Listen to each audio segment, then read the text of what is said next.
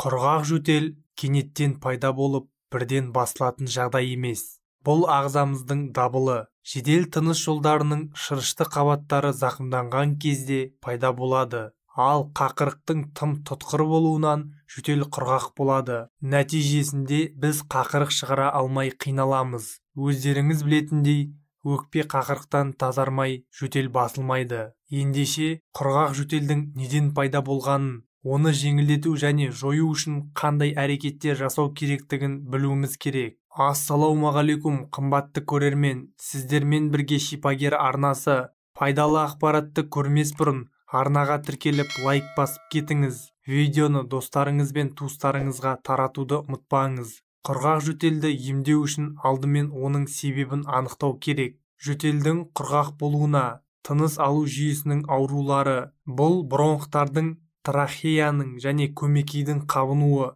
пневмония, бронх демікпесі, тіпті ересектерде балаларға қарағанда әлде қайда сирек кездесетін және жеңіл түрде өтетін көкжөтел болуы мүмкін. Қоздырушы ауруға байланысты жөтел құрғақ болуы мүмкін.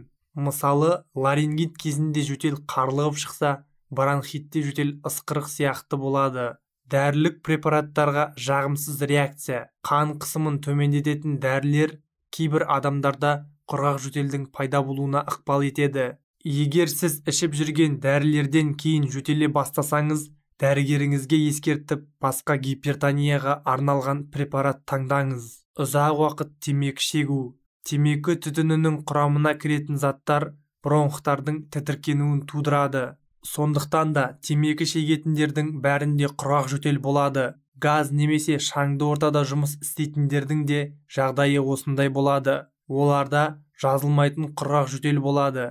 Аллергиялық реакциялар. Кез келген аллергендер, иіс, өсімдік тозаңы, тағам, дәрі-дәрмек, шаң, тамақ ауруы және кенеттен өткір құрғақ жөтел тудыруы мүмкін. Сусыздандыру.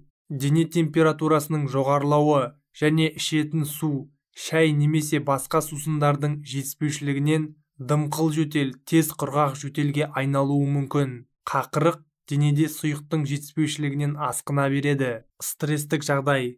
Адамның жүйке жүйесінің бұзылуынан адамда құрғақ жөтел пайда болады. Әдетте эмоционалдық жағдай қалпына келгенде ол өздігінен өтеді және ешқандай дәрі-дәрмектерді қолдануға қажет етпейді. Құрғақ жөтелді қалай емдеуге болады? Құрғақ жөтелді емдеу үшін уақыт созуға болмайды. Егер жөтелдің неден пайда болғанын білсеңіз, себебін жоюды бастаңыз. Дәрігерлердің барлық ұсыныстарын орындаңыз. Тағайындаған дәрі-дәрмектерді қабылдаңыз. Жөтелген кезде дене температурасы көтерілсе, төсек режимін сақтаңыз. Оған қоса ылғалдылық қажет. Ересектердегі құрғақ жөтелді емдеу кезінде бөлмедегі ауаны таза және ылғалды ұстауға тырысыңыз. Бөлмені жиі желдетіңіз. Жазғы күндері терезені ұзақ уақытқа ашып қою керек. Егер қыс мезгілі болса, ыстық радиаторларға дымқыл сүлгілерді жайып қою керек. Бөлменің еденін күніне бір немесе екі рет дымқыл шүберекпен сүрту де керемет көмектеседі.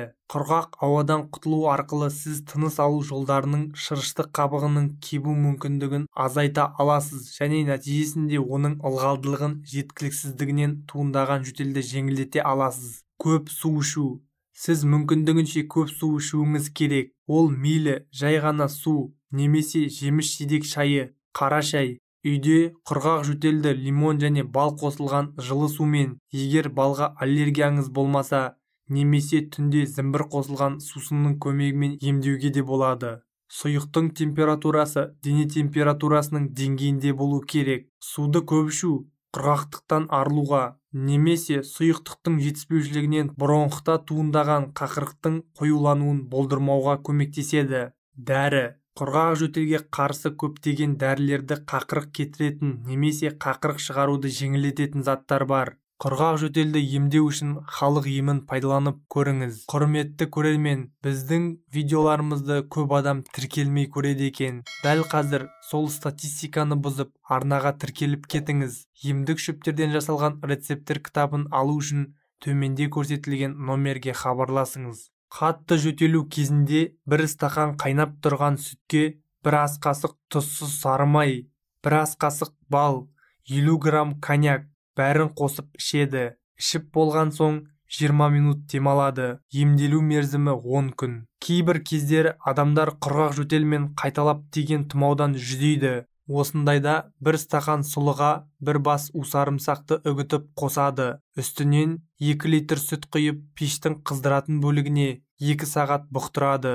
Жатарда жылылай бір стақан ішеді. Бұл қабынған өкпені тазалап, әлсіреген ағзаға пайдасын тигізеді, қуат береді. Құрғақ жөтел тоқтамайтын кездер көп болады. Осындайда бір ас қасық қантты отта ерітіп, үстіне суық сүттен шақтап құйып араластырады да қоңырқай қосындыны конфет тәрізді сорады. Жөтел тоқтайды. Жөтел тоқтатудың тағы бір әдісі кәдімгі асқа салынатын аскөк. Укроп тұқымын шайнап сілекейін жұтады, дән қалдығын түкіріп тастайды. Бір бананды мыжып, шыны ыдысқа салады да, үстінен 1 лимон шырынын қосады. Бір қасық бал араластырады. Осыдан жылыдай ас алдында бір ас қасықтан жейді.